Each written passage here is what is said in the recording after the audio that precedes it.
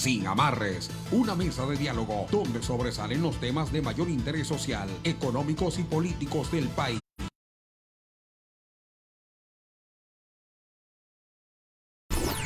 Bajo la conducción y dirección del sociólogo Stalin Poveda Granoble. En el aire.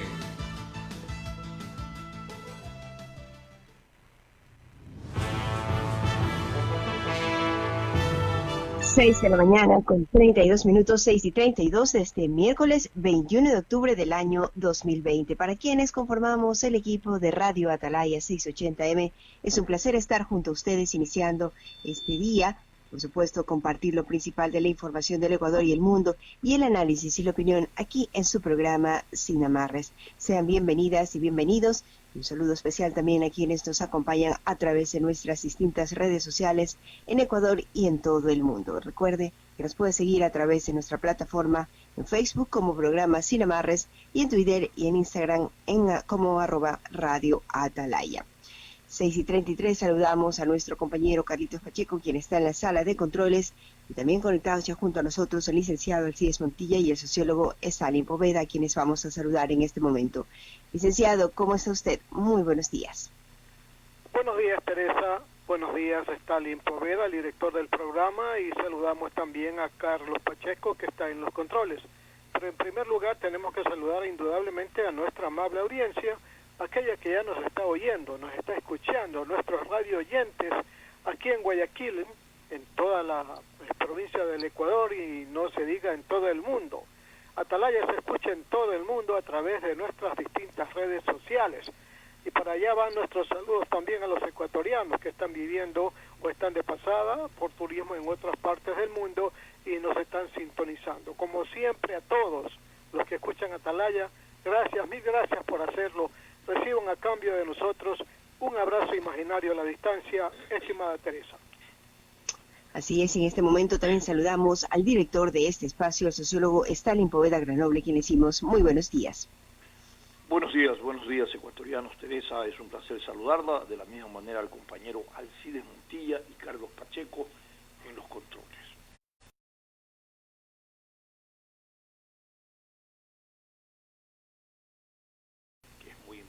Después de conocer que 10 binomios ya están en firme, debidamente calificados. Hay otros, unos 6 más, que suponemos serán a 16 los calificados, que todavía están en el viacrucis de aprobaciones e impugnaciones. Y conoceremos la agenda para el debate y el análisis a través de los titulares que hoy están en la primera plana de los medios impresos de circulación nacional. Así es, vamos a hacer este recorrido informativo. Iniciamos con la información que nos trae Diario El Universo a través de su portada impresa. Dice El Universo, calificación crediticia está en riesgo por morosidad. La morosidad de los créditos hipotecarios del Instituto Ecuatoriano de Seguridad Social casi se ha duplicado al ubicarse cerca del 12%. Mientras tanto, la Asociación de Bancos Privadas del Ecuador, Asobanca, informó que el sector a nivel general, el índice de morosidad llegó en septiembre al 4.7%, lo que representa un incremento de 1,1 puntos porcentuales.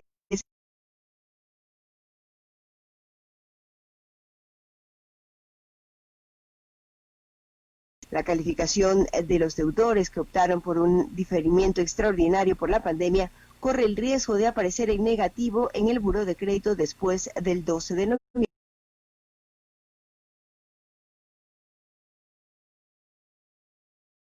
Y una resolución de la Junta Monetaria y Financiera, el diferimiento extraordinario está vigente hasta 60 días después de la terminación del estado de excepción. Es decir, los clientes podrán acogerse al aplazamiento hasta el 12 de noviembre. En otros temas también nos dice El Universo, productos mineros son cuartos en ventas al exterior. Entre enero y agosto de este año, Ecuador ha realizado exportaciones mineras por 410 millones de dólares. Solo en agosto dichas transacciones superaron los 120 millones y los minerales se convirtieron en el cuarto producto de exportación más importante, según los datos del Banco Central. En agosto hubo un incremento de 189% en comparación con julio, anota Diario El Universo. Por otro lado, otra protesta de servidores de salud. exigen derogar 2 artículos del reglamento de la ley humanitaria. Así también nos dice, redes afectan a 557 especies marinas. Son las conclusiones del informe No Más Redes Fantasmas de la organización internacional WWF. En otros temas también nos dice El Universo, comunicación por celular llega a la Luna. Nokia anunció que fue designada por la NASA para construir red a la Luna. Y en el plano de la salud, en lo que tiene que ver con la pandemia, el Hospital Luis Bernaza reporta alta ocupación por COVID-19. Ayer en el Hospital Luis Bernaza se reportaron 14 pacientes en UCI y 29 en salas. Es 99% tema en la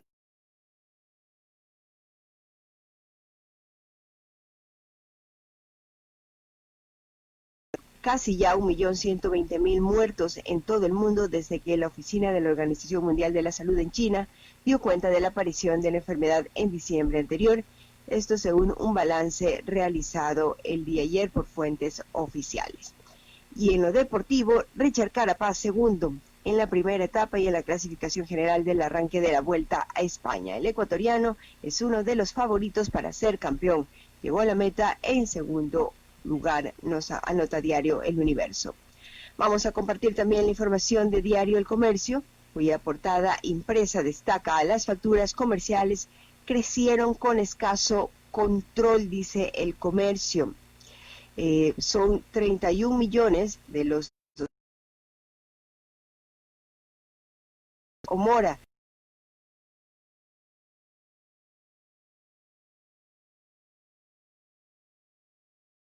Con este tipo de papel se hizo en 2014, según un informe que prepara este diario. Así también destaca el potencial de las clases radiofónicas, el cual se analiza, pues el contenido pedagógico llega ya a 1.635 radios y televisoras. Internet ha desplazado a las clases radiofónicas. Sin embargo, en la pandemia, el Ministerio de Educación, UNICEF y CORAPE impulsan espacios en ese medio para adaptarse también a las necesidades de comunidades que no tienen acceso al Internet. En lo electoral nos cuenta El Comercio, 1 de cada 5 electores en Ecuador es de la ruralidad. Este es un número atractivo también para los candidatos, quienes están contemplando estrategias para lograr el voto de estos electores. Por otro lado, fiscales no pidieron protección a niños en 1.870 procesos por delitos sexuales. La Judicatura analiza la actuación de los investigadores en los casos de los menores que han sido abusados sexualmente. Vamos ahora a la información también que nos trae Diario Expreso a través de su página web. Conmebol reclama, nos dice Diario Expreso, pago por $10 millones en la compañía de Paco Cascal. De esta manera, estimado sociólogo, lamentablemente no nos permite continuar la lectura de Diario Expreso. En la página web, en este momento concluimos este recorrido informativo cuando son las 6 de la mañana con 40 minutos. Gracias, Teresa. El proceso electoral en el país cada vez tiene más dudas que certezas. Sin embargo, de que este calendario avanza, no es menos cierto que avanza inmerso en la duda y la falta de legitimidad en términos de las acciones y las decisiones que se toman en el seno del Consejo Nacional Electoral. Y por otro lado, la justicia electoral, de lo contencioso electoral, ha sido cuestionada porque sus decisiones no están enmarcadas en lo que establecen los marcos referenciales, jurídicos, electorales,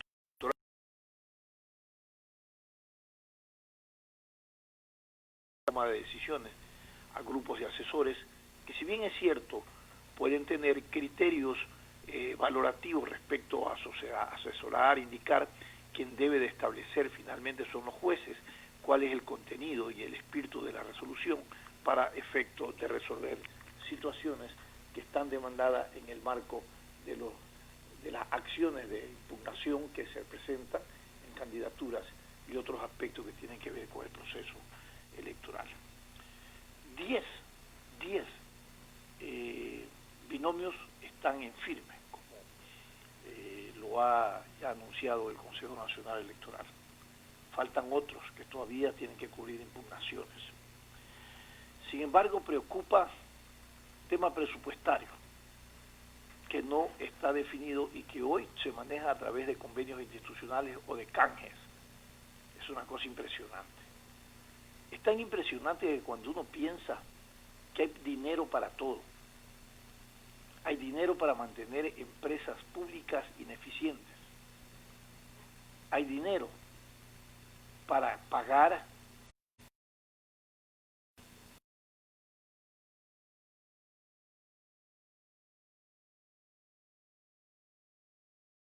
mejoras de servicio a los ciudadanos.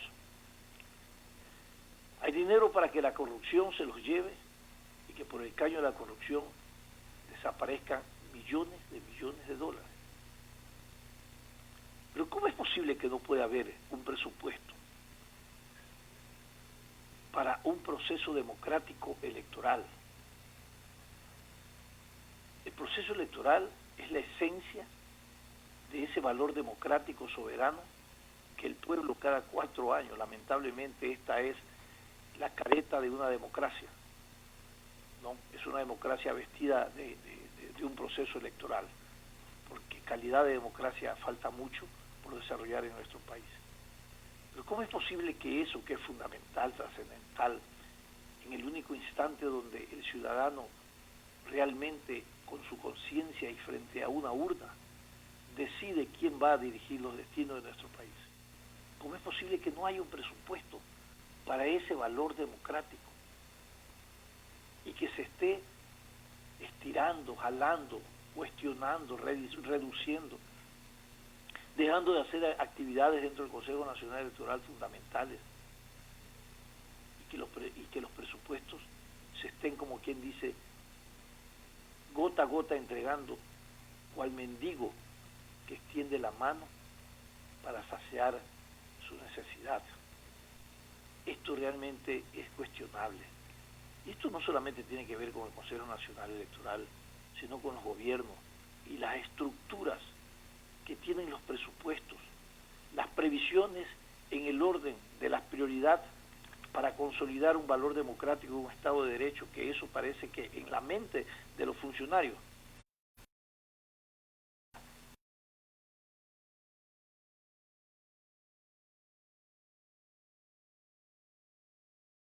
conflicto del valor democrático para desinstitucionalizar el valor de un Estado de Derecho, porque no hay otra explicación, señores, no hay otra explicación. El recurso para el presupuesto tiene que existir, más allá de todos los cuestionamientos que usted puede tener respecto a quienes ahora están en representación del Consejo Nacional Electoral. El fundamento de este valor democrático es que existan las condiciones, no solamente de transparencia, sino las condiciones económicas para que este proceso realmente reúna esas características de identidad democrática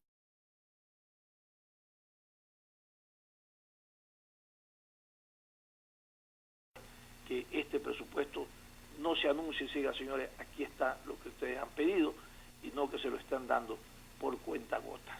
Y ahí se justifica la ineficiencia de los delegados a nivel del Consejo Nacional Electoral, porque van a decir, señores, no es nuestra culpa, no nos entregaron el presupuesto en el momento oportuno, no lo recibimos cuando deberíamos recibirlo y nos desfasamos en esta situación.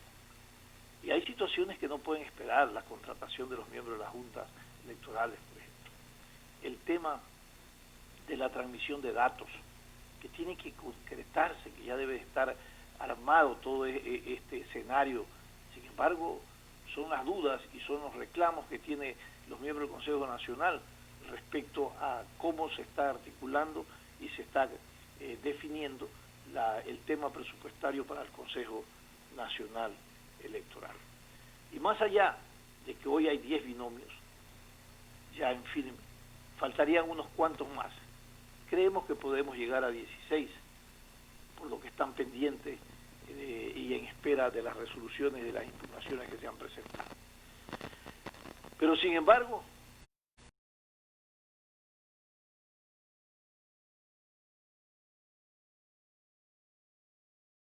el año anterior, de las elecciones anteriores, perdón, y siempre aspirábamos que la tendencia hacia futuro es que fuéramos decantando aquellos movimientos que no representan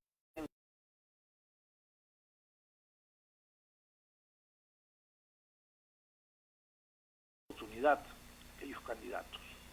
No deberían inscribírselos porque no tienen la legitimidad de representación. Sin embargo, el debate respecto al derecho de la participación rebasó toda esta posición crítica de que no pueden existir tantos movimientos, tantos binomios, 16 binomios para la presidencia, por lo que genera una dispersión en el orden electoral y no concreta una tendencia o una visión de compromiso por parte de los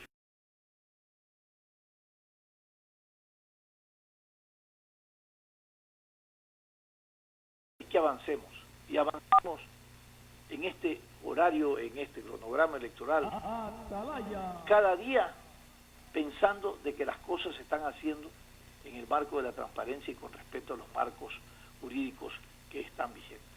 De lo contrario, vamos a ir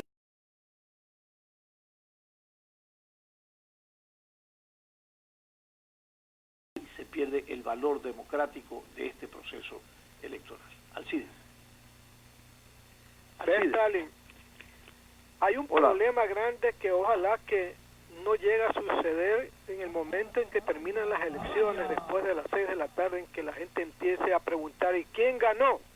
Esa es la gran interrogante.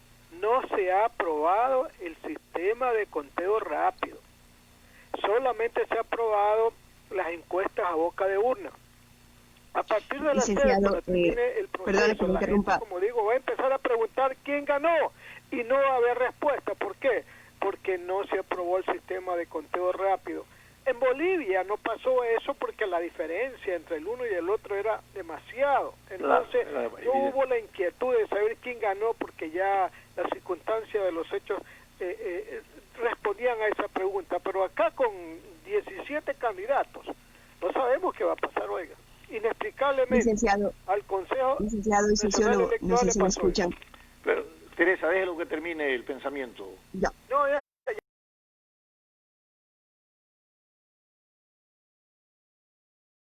El problema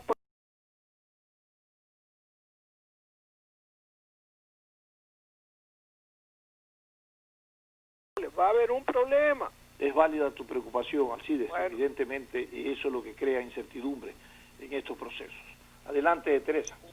6 de la mañana con 49 minutos, ya está con nosotros nuestro primer invitado, el economista Aquiles Hervas Parra. Él es activista por los derechos humanos, profesor universitario y escritor, y que en este momento también se presenta como candidato a la Asamblea Nacional por la provincia de Chimborazo. Y está conectado con nosotros, estimado sociólogo.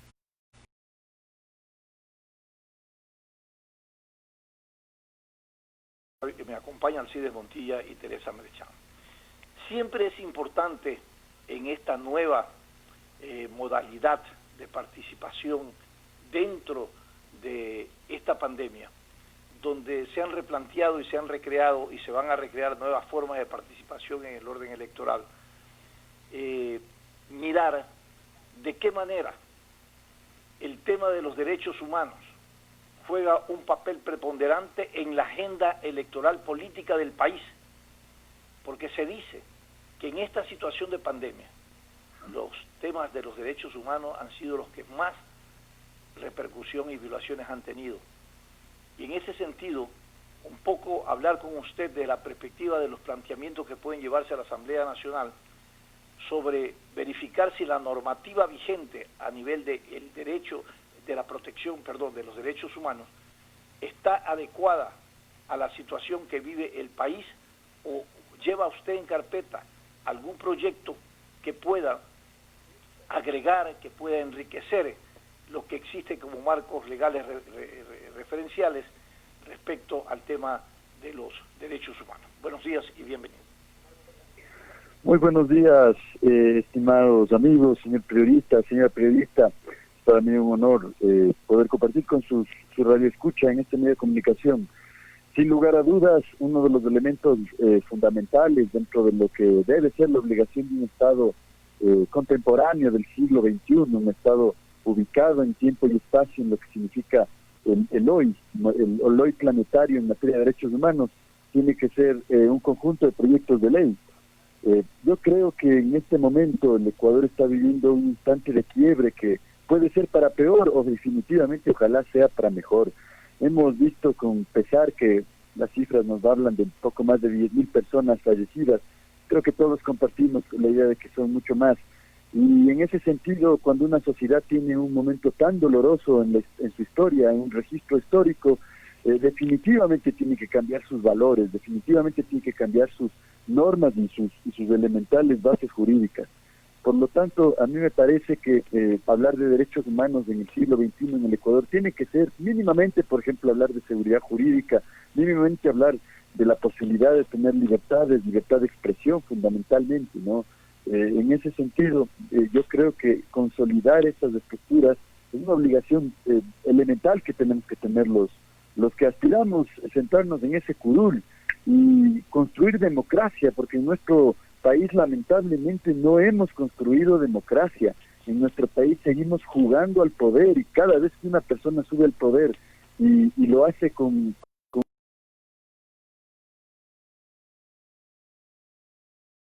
procesos muy dolorosos en la materia de derechos humanos. Entonces a mí me parece que, como usted plantea, no es simplemente una opción tener en el paquete de proyectos que estamos llevando quienes disputamos esto, un proyecto de ley sobre derechos humanos. Es una obligación mínima y conocer cómo funciona esta estructura, ¿no? Es una estructura en la que tenemos que tener elementos progresivos. En este país todavía se denuncia a seres humanos por lo que dicen en sus redes sociales, por lo que dicen a través de sus comentarios, el poder, la gente de arriba, las autoridades, a pesar de que nadie puede ocultar los niveles horrorosos de corrupción, terminan, como solían decir nuestros abuelos, los pájaros disparando a las escopetas y terminan más bien judicializando y criminalizando a las personas, a los defensores de derechos que exigen evidentemente una sociedad sin corrupción y unas autoridades transparentes, que es lo mínimo que requerimos de nuestra función pública. Correcto. La defensa del valor de los derechos humanos no discrimina estratos sociales, no de clases, ni religión, ni cosa por el estilo. Es aplicada a la conciencia humana en su valor real de esa vigencia en ese contrato social que tenemos todos los ciudadanos frente al Estado y la institucionalidad en la organización de un Estado de Derecho. Pero resulta que hay derechos humanos que están consagrados en el orden constitucional, y usted dijo algo muy importante. Sin embargo, la democracia se lo limita al tema del poder, y cuando se llega al poder, esos derechos humanos se confrontan con el poder de turno, y lo que es un derecho reivindicativo de participación, como el caso de la resistencia, se constituye en un elemento de contradicción, porque el poder lo enfrenta, lo debilita y lo desconoce. ¿Cómo lograr un equilibrio y una cohesión y una coexistencia de respeto? Primero, al orden constitucional, y segundo, esto es muy importante, el respeto a la autoridad y alejarnos del desacato que cada uno de los representantes en el poder cada vez aumentan con estas prácticas. Sin lugar a duda, mire, lamentablemente todavía no podemos decir que tenemos una justicia ciega y que defienda principalmente principios, ¿sí?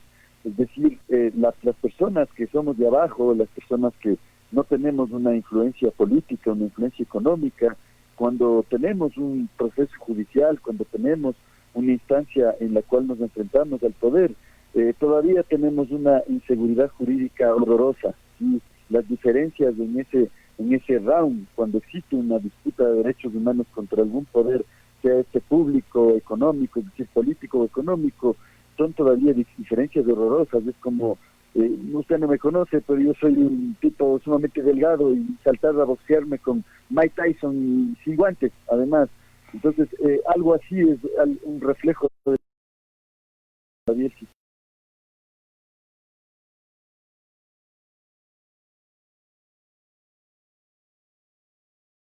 Como le decía, que deberían haber cambios aceleradísimos cuando vivimos crisis horrorosas como esta pandemia que se ha llevado 50.000 personas, sin miedo a equivocarme, sin lugar a dudas, ¿no? Entonces, yo creo que ahora es un momento en el que si estas cuestiones antes eran discusiones solamente conceptuales, que se daban incluso en la academia, que se daban en los foros, que se daban en los simposios, en los seminarios, estas ahora tienen que ser discusiones que tienen que darse en la calle y principalmente en los espacios públicos y sin lugar a dudas en la Asamblea.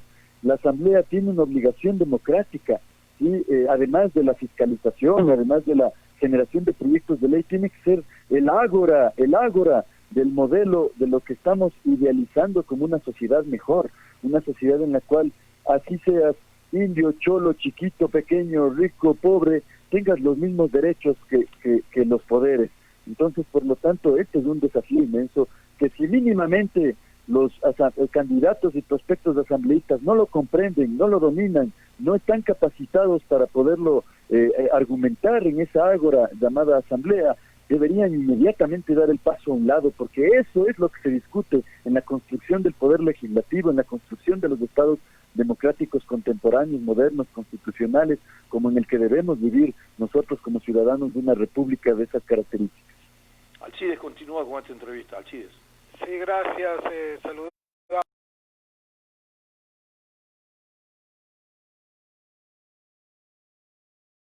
Movimiento Coalición de los Comunes, ¿verdad? Correcto, así es, sí. Fundamos un nuevo movimiento desde abajo llamado Los Comunes. Vea, don Aquiles, usted va a ir a una entidad actualmente desprestigiada, totalmente desprestigiada por la corrupción. Hay 60 asambleístas vinculados con diversos actos irregulares. ¿Qué va a hacer usted a la asamblea si no va con una mano para en la mano llevar algún poder para rescatar la imagen de la asamblea? Porque si no, porque de lo contrario no tiene sentido. La asamblea o cambia o desaparece. ¿No le parece, don Aquiles? Pues mire, es sumamente delicado lo que comenta, porque definitivamente los politiqueros que han estado en esta institución han creado una duda de la ciudadanía sobre la institución en tanto tal.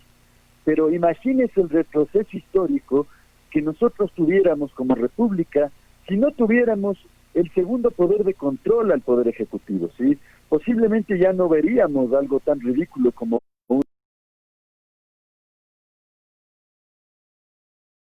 de que no tengamos un poder que equilibre al poder ejecutivo y que además también esté constante en el equilibrio de poderes con el judicial y en el caso de nuestra concepción los 5 poderes existentes, estaríamos teniendo un retroceso de 200 años. Entonces ahora el punto tiene que ser para mejor, es decir, la gente en vez de pensar que la asamblea no sirve, tiene que ser sumamente más exigente con los asambleístas que escoge, ¿sí? Ese es el punto de quiebre. Uno no puede culpar al carro porque el que lo maneja lo haya usado para cometer un delito. El carro no es el culpable, el carro es simplemente un instrumento que está ahí para que lo uses para bien o lo uses para mal. Por lo tanto, esa ágora, la asamblea, tiene que ser recuperada por personas capacitadas, ¿no? Yo siempre digo que el caso nuestro como movimiento de jóvenes profesionales,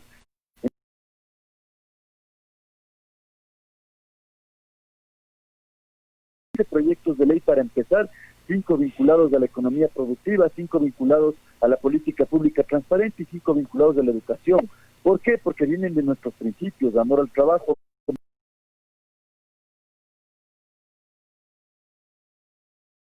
Les saludo yo desde acá, desde las tierras altas de los Andes, donde se trabajan estos principios de las sociedades indígenas. Y entonces, por lo tanto, estos proyectos nos permiten ir progresivamente recuperando la confianza de la gente en el caso de que nosotros logremos llegar, que estamos seguros de así será. Y en la segunda mano tenemos que llevar la fiscalización, es decir, tenemos un poder. Mire, por ejemplo, la gente está aún todavía pensando que tiene que votar el legislativo por la asamblea en función de los techos presidenciales. ¡Qué error más grande! Eso no funciona así. Si es que usted vota por la misma persona en el Ejecutivo y le da su voto en el Legislativo, está dando un cheque en blanco para que esa persona no controle a sus amigos. El Poder Legislativo tiene que recibir votos de manera indistinta del voto que damos en el Poder Ejecutivo. Por supuesto, esta diferenciación la hacen las sociedades después de que tienen mucha educación, y nuestro país todavía tiene dificultades en distinguir esta diferencia. Sin embargo, yo creo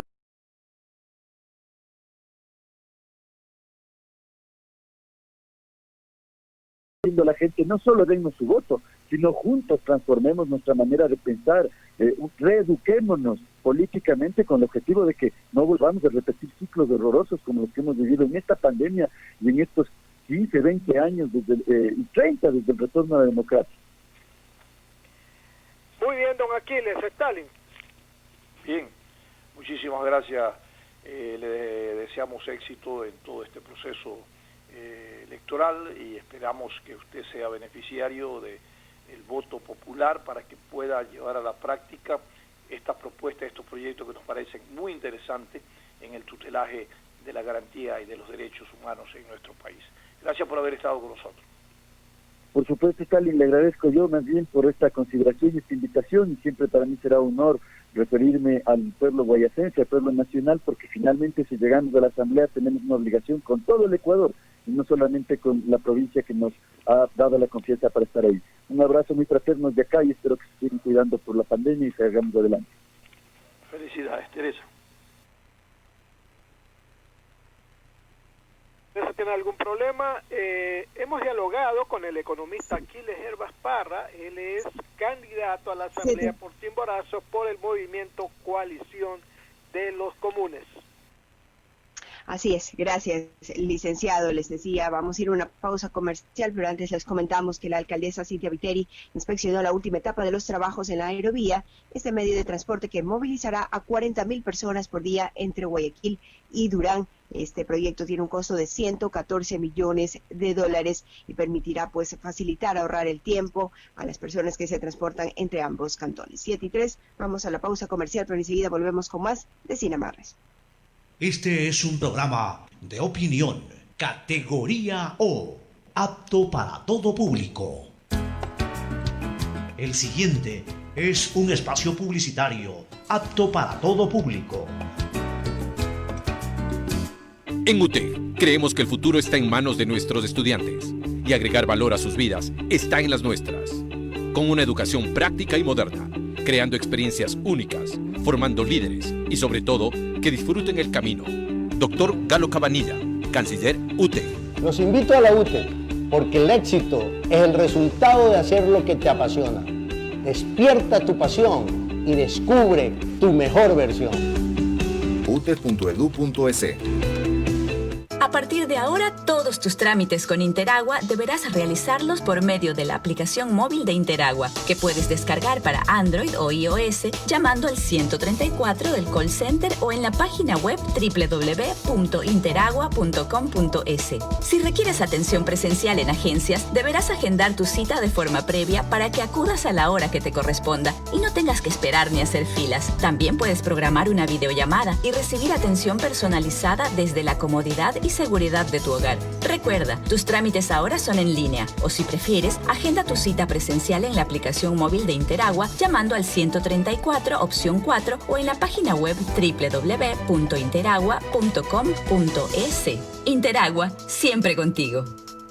Los bomberos de Guayaquil continuamos cuidando de esta ciudad. Ha llegado el momento de que nos ayudes a proteger a tu familia. Lávate las manos constantemente. Infórmate solo de fuentes oficiales. Recuerda que si tienes una emergencia, debes llamar al 911 y te ayudaremos. Cumplir las medidas de seguridad previene el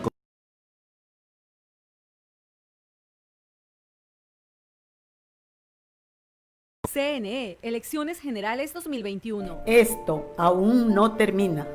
Por eso le digo a mi nieto que para jugar pelota siempre debe usar mascarilla. Y cuando vuelve, hago que se limpie para entrar a casa. No te confíes. El estado de excepción terminó, pero la pandemia sigue. Manos, mascarilla, distanciamiento y preocuparse de que todos cumplan las medidas de seguridad. Alcaldía de Guayaquil. Autorización número 0118. CNE, Elecciones Generales 2021. Ya son 200 años de independencia de esta libérrima ciudad que siempre sale adelante. Por eso nos sentimos en constante compromiso de trabajar al ritmo de Guayaquil, generando empleos a través de nuestras obras que ayudan a reactivar la economía de la ciudad y un servicio con agua potable de calidad para beneficiar a cada uno de los 3 millones de guayaquileños. También velamos por un futuro sostenible, trabajando arduamente en la conservación de nuestro río Daule, porque este bicentenario, el Guayaquil que soñamos, se levanta con obras.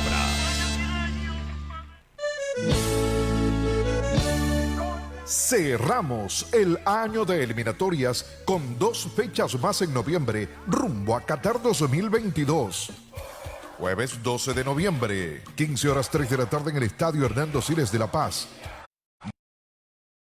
Del altiplano.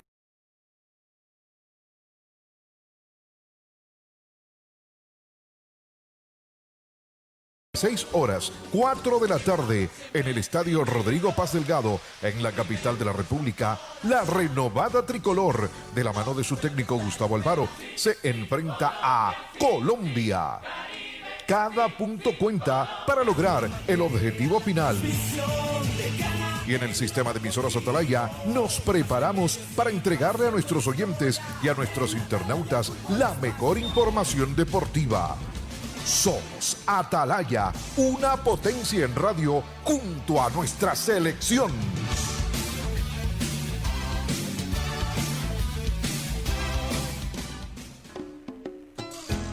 Fin del espacio publicitario. Usted está escuchando un programa de opinión, categoría O, apto para todo público. Sin amarres, una mesa de diálogo donde sobresalen los temas de mayor interés social, económicos y políticos del país. Sin amarres, bajo la conducción del sociólogo Stalin Poveda Granobles.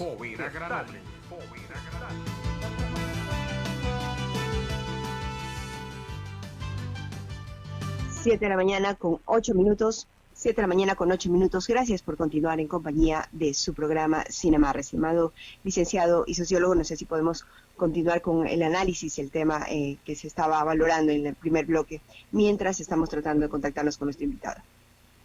Perfecto. Alcides, con nuestro invitado, por la experiencia descrita, íbamos o tenemos previsto un análisis para conocer cuál es el sistema electoral en Estados Unidos.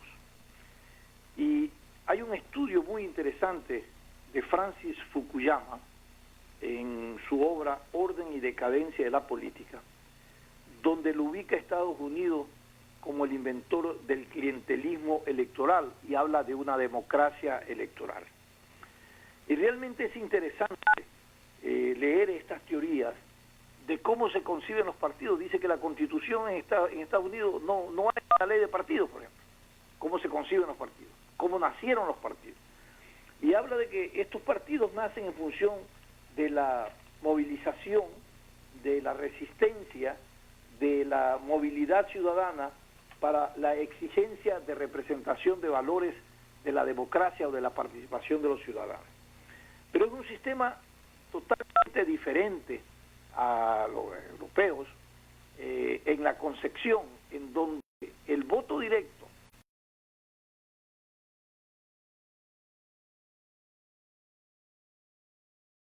o la decisión de llegar al poder para gobernar está determinado por los colegios electorales.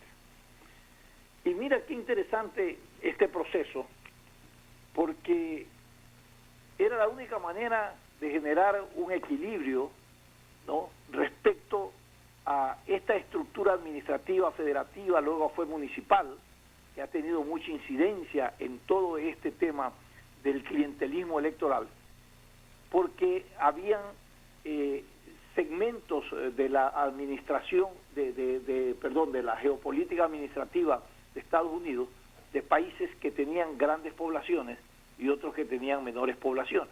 De tal manera que el tema del conteo y de la expresión voluntaria de los ciudadanos respecto al voto cuantitativamente iba a haber, como quien dice, una desproporcionalidad y un desequilibrio, un desajuste en el pronunciamiento en el orden electoral. Por eso asumieron este mecanismo, que son aquellos que tienen que ver con los colegios electorales. Hay una descripción muy importante de qué son los colegios electorales, cómo se los determina, qué peso específico tienen en un proceso electoral. Y ha habido casos en que candidatos han tenido el voto directo de los ciudadanos, ¿no? Necesariamente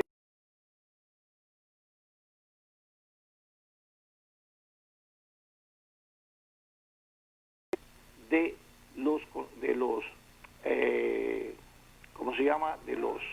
estas estructuras electorales. Colegios electorales. Colegios electorales, gracias, Alcides. Y bueno, no deja de ser interesante porque hay un segmento que se llama la criba, que es un poco el pulido. El pulido se refiere a que hay un sistema de selección de candidatos en los partidos de mayor predominio, en donde advierten, están atentos a que el candidato tenga correspondencia ideológica, ¿no?, en la estructura del manejo del poder.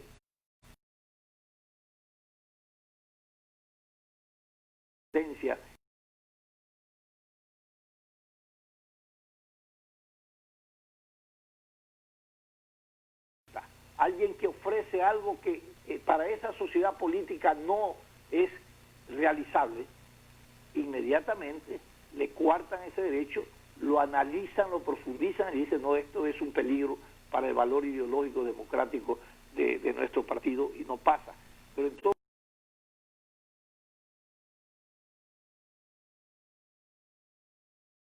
profundidad para evitarnos la presencia en el escenario electoral de extraños, de aquellos oportunistas que aparecen con un discurso irrealizable, pero que es una manipulación a nivel de la conciencia electoral y, por cierto, afecta, Alcides, al valor democrático de una sociedad. Así. Bueno, mire usted, Stalin, cómo es el proceso electoral en Estados Unidos. Todo el mundo que está registrado, porque allá el voto es optativo, todo el mundo que está registrado en el padrón va a votar, ¿verdad? Eso es una condición sine qua non. El que está en los padrones va a votar. Ahora, cada estado, ¿verdad?, tiene una determinada cantidad de delegados electorales. Unos 20, otros 30, otros 40, dependiendo de la cantidad de votantes. Por eso es que a veces resulta que no necesariamente el que tiene más votos es el que gana la presidencia. O sea, el voto directo. Desgracia lo que pasó en la última elección, que Hillary Clinton ganó con 3 millones de votos de diferencia y sin embargo perdió las elecciones. Perdió, ¿verdad?, ¿verdad?, en la representación de los representantes en los colegios electorales. Correcto. Ahora hay 538 delegados electorales. Ese es el gran global, ¿verdad? Para ganar se necesitan 270 delegados electorales. Ya, pero aquí quiero hacer una pregunta. ¿Los delegados electorales es en función de la población, del voto cuantitativo ciudadano directo, o es en función de qué? Exactamente. Por ejemplo, Michigan tiene 15 delegados, Pensilvania tiene 20, Florida tiene 29 y así por el estilo. Wisconsin tiene 10 delegados, ¿verdad? Ahora, si nos atenemos a las últimas elecciones en cuanto al resultado, ¿verdad? Joe Biden tiene, porque también lo tuvo Hillary Clinton, tiene hasta el momento 232 delegados. Lo que tuvo Hillary Clinton en la anterior elección. ¿Por qué? Porque regularmente en Estados Unidos hay estados que no cambian así nomás de pareceres electorales. Los que votan por uno votan siempre y los que votan por el otro votan siempre, pero hay estados claves que los son más importantes, dice que son Florida, Pensilvania, Ohio, Michigan y Wisconsin. Sí. Como digo, hay estados volátiles que a veces votan por el uno y a veces votan por el otro. Esos estados son los peleados en este momento. ¿Por qué? Porque si Biden ratifica lo que Hillary Clinton ganó y obtiene los 232 delegados, le faltarían 38 que los puede conseguir fácilmente en esos 5 estados en donde, como digo, son volátiles los pareceres, a veces están con el uno, a veces están con el otro. Ahora, el problema es que según las encuestas, en esos 5 estados está ganando Biden. Y Biden, con solo ganar en 2 estados, gana la presidencia. Bueno, o sea, debe ganar en Pensilvania, en Florida, que son los más importantes. Exactamente. Y Wisconsin. Exactamente. Entonces, la situación es esa, Stalin, ¿verdad? La situación es esa. Los estados peleados. Wisconsin, Michigan, Pensilvania, Arizona, Florida, Carolina del Norte y Georgia. Mire, la Florida viene 29 delegados, Pensilvania 20. Si Biden gana en la Florida y gana en Pensilvania, es el presidente de la República. Porque necesita 38, ¿verdad? Entonces la pelea es ahí. Ahora, ¿qué dicen las encuestas? Hasta ayer las encuestas le dan una diferencia, porque en Estados Unidos pues hay muchísima gente que hace encuestas. Hay una diferencia de entre 10 y 12% el máximo y entre el 7 y el 6% el mínimo a favor de Biden. Ahora, en Estados Unidos nadie puede decir finalmente ya ganó tal o ganó cual hasta que no se hagan las elecciones, porque pueden haber muchísimas sorpresas. En la anterior vez se decía que el que iba a ganar era Hillary Clinton. Claro que ganó en las urnas con mayor cantidad de votos, pero no obtuvo los colegios electorales, pues. Y allá no hay segunda vuelta, pues, estimado Stalin. Pero dime una cosa, reflexionemos sobre esto, Alcides, sobre esta información, que es muy importante. ¿Qué es lo verdaderamente democrático en un sistema electoral?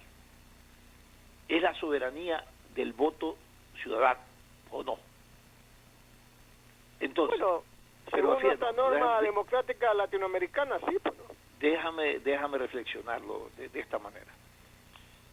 Estas formas que hay en Estados Unidos, Europa tiene otro contexto, América Latina tiene otro contexto, pero desde el principio del valor soberano de una democracia, yo creo que lo más directo es el voto individual de cada ciudadano que resuelve votar por el candidato, por su propuesta, por su visión, por la oferta electoral, por lo que sea.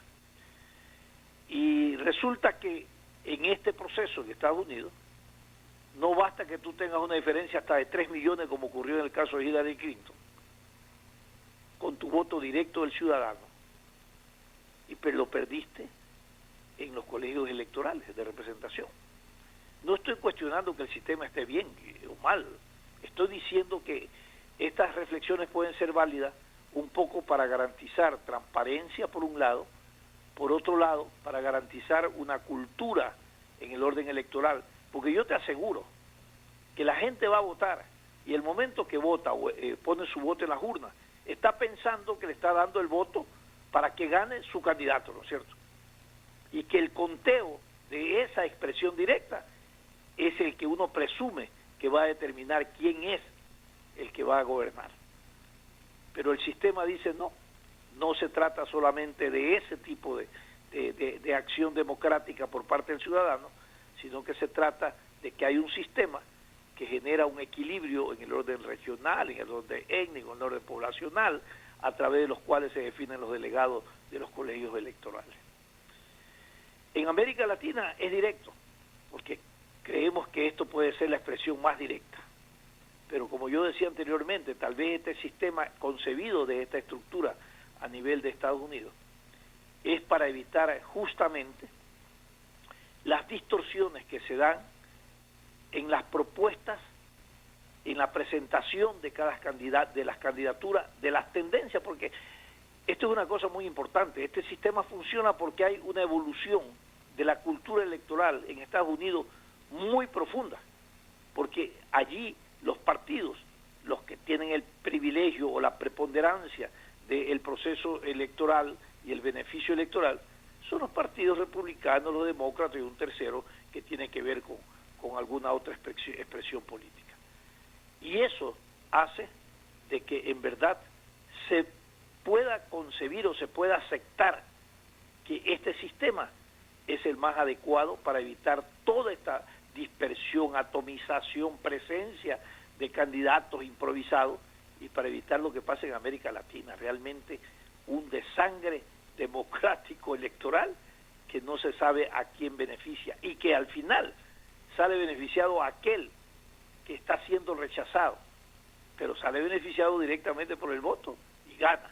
Entonces realmente sí es importante tal vez estas experiencias empezar a revisar estos sistemas electorales que posiblemente jugaron para una época su rol, su momento histórico, pero que hoy posiblemente es necesario una revisión así. Mire, Stalin, ¿qué pasaría si trasladamos el sistema electoral estadounidense al Ecuador, verdad? Yo no sé si deberíamos trasladarlo o no, pero en el marco de una renovación de las estructuras en el sistema electoral se puede pensar en muchos sistemas que están puestos en muchos países del mundo. Ahora, Stalin, lo que sí es deplorable son los dos candidatos. O sea, Estados Unidos, al que siempre miramos como modelo en todo. Que la justicia estadounidense no es como la ecuatoriana, ya se castigan. Perfecto, nadie está en desacuerdo. Pero veamos nomás los candidatos que tiene Estados Unidos, pues oiga. Un Joe Biden, muchos dicen que por la edad, un Joe Biden que cada vez se equivoca, pero oiga, en cosas inauditas, pues. Cuestionado desde el punto de vista moral, señor Biden, sobre todo por su hijo, y la última, que el hijo del señor Biden ahora le está causando problemas al papá, al candidato, porque descubrieron que él alguna vez entregó para reparación una tablet y se olvidó de retirarla. El técnico, al ver eso, que se olvidó de que se retire esa tablet, empezó a abrirla y encontró una serie de hechos trascendentales que ahorita lo mantienen en una tremenda polémica al señor Biden. Y por el lado de Donald Trump, cantidades de conflictos morales que tiene el señor Trump, sobre todo en Estados Unidos, que es pecado mortal el que no paga impuestos. No paga impuestos el señor Trump.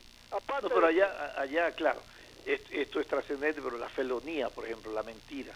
Eso pues. Eso es condenable. Condenable.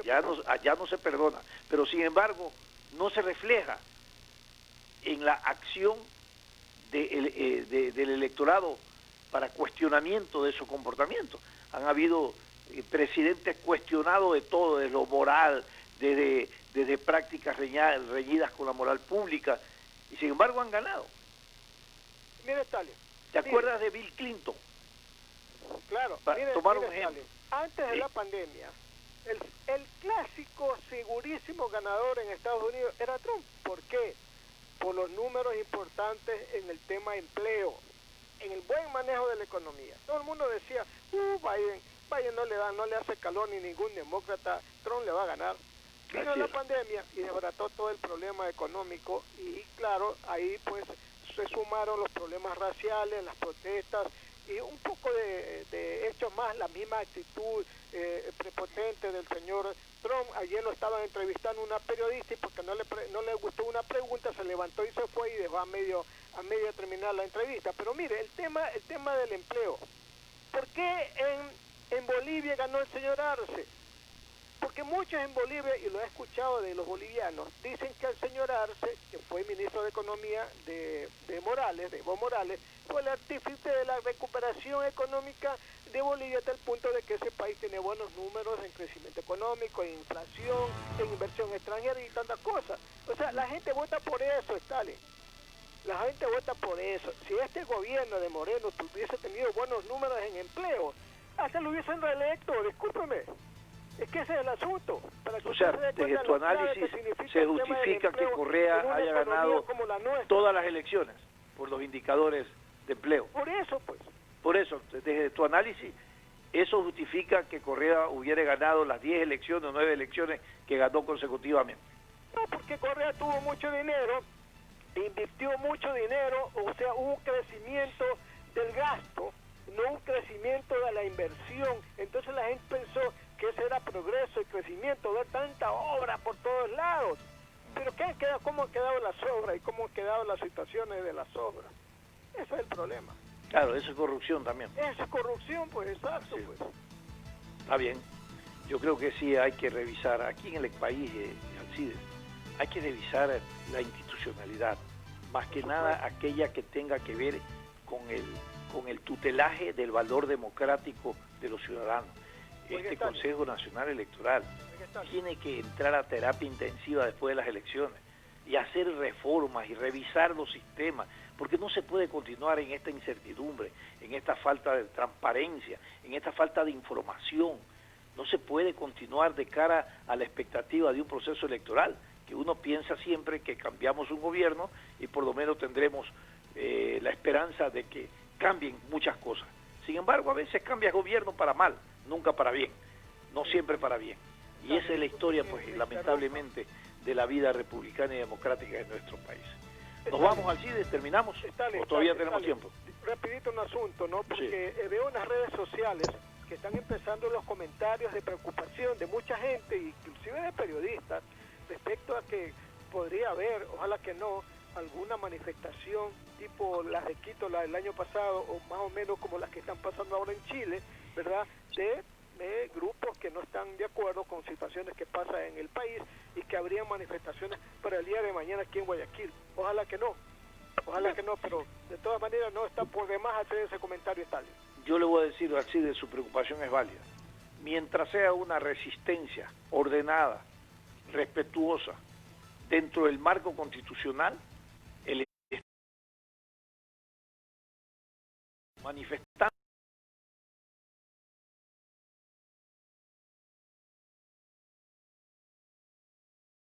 el derecho de resistencia, cuando se hacen ordenadamente, respetuosamente, o sea, no hay por qué detenerlas, hay que dejarlas que avancen porque es un ejercicio democrático, pero cuando se convierten estas manifestaciones en delincuencia, en anarquismo, entonces el Estado sí debe de actuar para garantizarnos los derechos y protección de los demás ciudadanos. Muchas gracias. Correcto. Hemos terminado, Alcides. Nos vemos y nos escuchamos el día de mañana. Correcto. Teresa.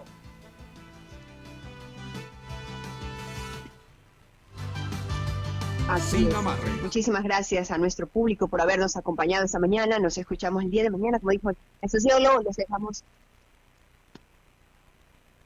Sin amarres. Una mesa de diálogo donde sobresalen los temas de mayor interés social, económicos y políticos del país. Sin amarres, bajo la conducción del sociólogo Stalin Poveda Granobles. El siguiente es un espacio publicitario apto para todo público. EMAPAC rinde homenaje a Guayaquil en sus 200 años de independencia. Por eso, en homenaje al bicentenario de esta ciudad aguerrida, seguimos trabajando incansablemente para ejecutar obras que garanticen reactivación de la economía a través de la generación de empleos y un servicio con agua potable de calidad a cada uno de los hogares de los más de 3 millones de guayaquileños. Porque estamos seguros que trabajando juntos, el Guayaquil que soñamos se levanta con obras. Esto aún no termina. Por eso, siempre uso mascarilla en el bus, mantengo distancia y desinfecto mis manos cuando llego a mi destino.